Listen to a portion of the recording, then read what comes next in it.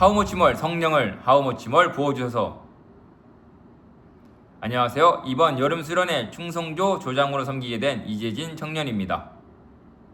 오늘 본문 말씀은 사사기 13장 28절 말씀입니다. 오늘 본문의 기드온의 모습을 더 이해하기 위해서는 어제 본문인 8장 4절에서 12절 말씀을 다시 한번 살펴보아야 합니다.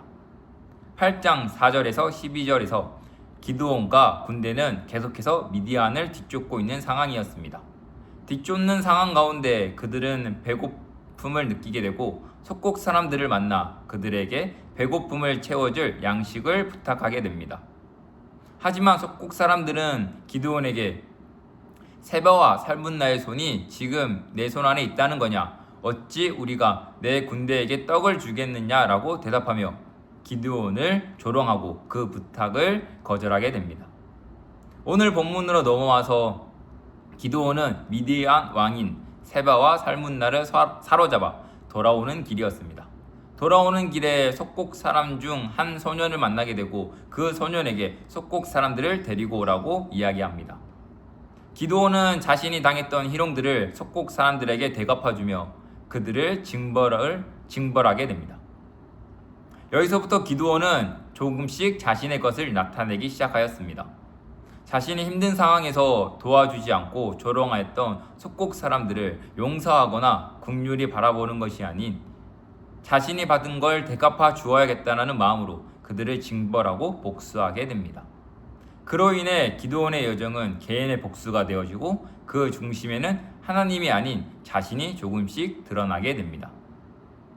속국 사람들을 징벌한 후 기드온은 미디안 왕인 세바와 살문나에게 너희가 디볼에서 죽인 자들은 어떠한 사람들이었냐라고 질문하고 세바와 살문나는 그들이 너와 같아서 하나같이 왕자들의 모습과 같더라라고 대답합니다. 그 대답을 들은 기드온은 19절에 이렇게 대답합니다. 그들은 내 형제들이며 내 어머니 아들들이니 여호와께서 살아계심을 두고 맹세하노니 너희가 만일 그들을 살렸더라면 나도 너희를 죽이지 아니하였느니라 하고 기드온은 미디안 왕인 그들에게 이제 내가 너희를 죽일 거야. 그 죽이는 이유는 너희가 내 형제를 죽였기 때문이야 라고 말하고 있습니다. 앞서 속국 사람들을 죽이고 지금은 미디안 왕을 죽이는 상황에서 기드온은 계속해서 자신을 집어넣고 있습니다.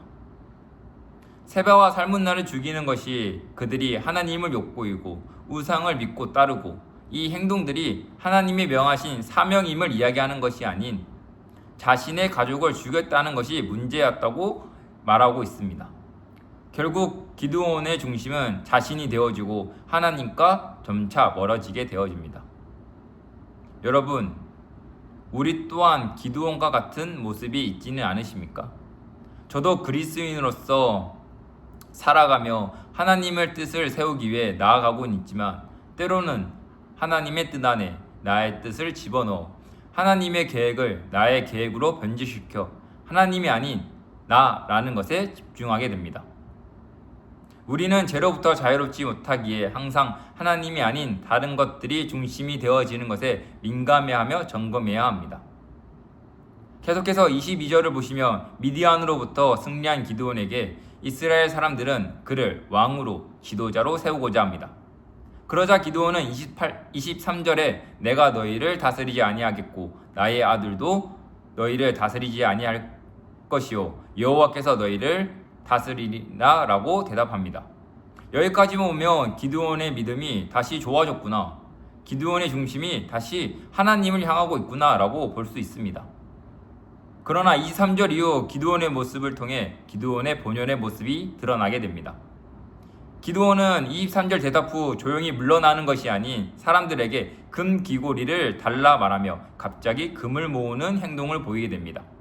그때 모인 금은 1700세겔 정도의 양이 모이게 되고 오늘날 돈으로 환산하면 약 10kg이 넘는 무게이고 약 28억 원이 넘는 가치를 담고 있다고 합니다.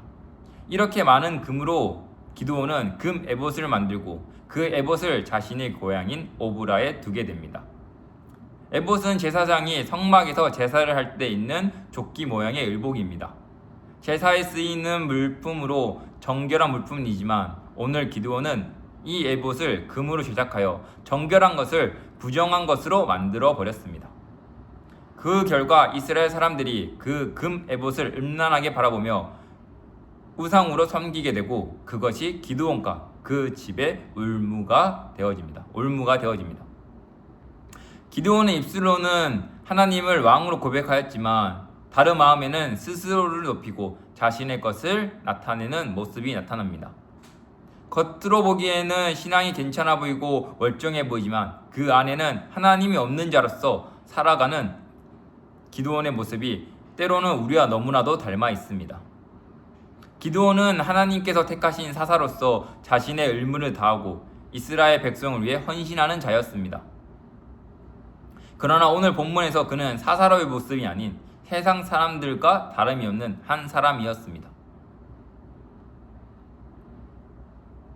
야르수스 여러분, 여러분들은 사사입니까? 아니면 세상 사람들 중 한 명입니까? 여러분의 중심에는 누가 있으십니까? 하나님입니까? 아니면 나 자신입니까? 오늘 이 시간 나의 중심이 누구인지 점검하고 회개하길 바랍니다. 기드온도 우리와 같은 사람이었네라고 위안받고 안도하는 것이 아닌 우리 또한 기드온처럼 살기도 하지만 우리는 그것을 뛰어넘어 결국에는 그 중심이 다시 하나님께 돌아가야 하는 자녀임을 깨닫고 소망하는 자녀 되길 원합니다. 그리하여 이번 여름 수련회가 나의 중심이 하나님께 다시 향하는 시간 되길 원합니다.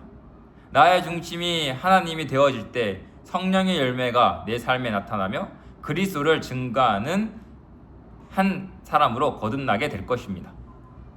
우리 모두 이러한 기대와 기쁨, 감사와 사랑으로 함께 준비하는 마르투스 되길 소망합니다. 감사합니다. 기도하겠습니다. 하나님 아버지 감사합니다. 연약하고 불쌍한 자를 사랑하여 주심에 감사합니다. 아무것도 없는 자이지만 주님께서 택하여 주시고 인도하심에 앞으로 나아갈 수 있습니다. 볼품없는 작은 자를 계속해서 사랑하사 주님 안에 붙들러 걸어가게 하옵소서. 또한 나의 삶의 여정에서 하나님을 드러나기를 원합니다. 내가 아닌 하나님을 나타내므로 그 여정의 끝에 하나님 한 분만 나타내는 자녀 되게 하옵소서. 이 여정의 과정에 제가 씨름하고 고난에 넘어지고 흔들리기도 합니다. 그러나 그때 주님을 더욱 붙잡고 구하고 찾고 두드리는 자녀 되게 하옵소서. 내가 가야 될 여정의 길이 아직 너무 멀고 두렵고 걱정되지만 그 복음의 여정들이 좋은 것, 성령을 받은 자로서 기쁨과 감사로 감당케 하옵소서. 오늘도 내일도 나를 위해 일하시고 인도하시는 하나님께 감사드리며 사랑 그 자체 되신 예수님의 이름으로 기도드렸습니다. 아멘.